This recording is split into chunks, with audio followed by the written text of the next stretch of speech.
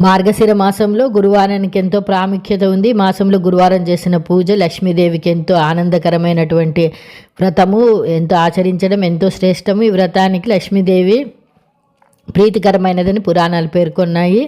ఈ వ్రతాన్ని ఆచరించడం వల్ల రుణ సమస్యలు తొలగిపోతే ఆరోగ్యం, ఐశ్వర్యం వృద్ధి చెందుతుంది. మార్గశిర మాసంలో గురువార వ్రతం చేసుకునే వారికి పాటించవలసినటువంటి నియమాలు: సూర్యోదయం కంటే ముందే నిద్ర లేచి ఇంటిని శుభ్రం చేసుకుని తలస్నానం చేయాలి. లక్ష్మీదేవి విగ్రహాన్ని లేదా చిత్రపటాన్ని అలంకరించాలి. గణపతి ప్రార్థన అనంతరం లక్ష్మీదేవిని పూజించాలి. ఈ మాసంలో వచ్చే ప్రతి గురువారం పూజలు చేసి నైవేద్యాలు సమర్పించాలి. మార్గశిర లక్ష్మీ పూజ కథ చదువుకొని అక్షతలను తల మీద వేసుకోవాలి. ఇలా నియమనిష్టలతో వ్రతం ఆచరిస్తే వైకుంఠ ప్రాప్తి కలుగుతుందని పురాణ వచనం. ప్రశాంతమైన మనస్సుతో పూజా కార్యక్రమం ముగించుకొని ఇరుగు పొరుగు వారికి ప్రసాదాలు పంచిపెడితే గృహంలో లక్ష్మీదేవి తాండవిస్తుంది.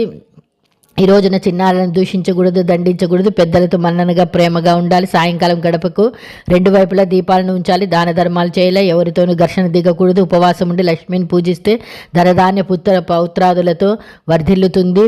మార్గశిర గురువారం లక్ష్మీదేవి భూలోకానికి విచ్చేస్తుంది. నియమనిష్టతో పూజ చేసిన వారి ఇంట్లో అడుగు పెడుతుందని విశ్వసిస్తారు. ఈ పూజ చేసిన వారు చివరిలో ఉద్యాపన చెప్తారు. అయితే మార్గశిర గురువారంలో వ్రతంలో ఈ ప్రక్రియ ఉండదు. ఉద్వాసన అంటే దేవతను గౌరవంగా తమ నివాసాలు పంపడం.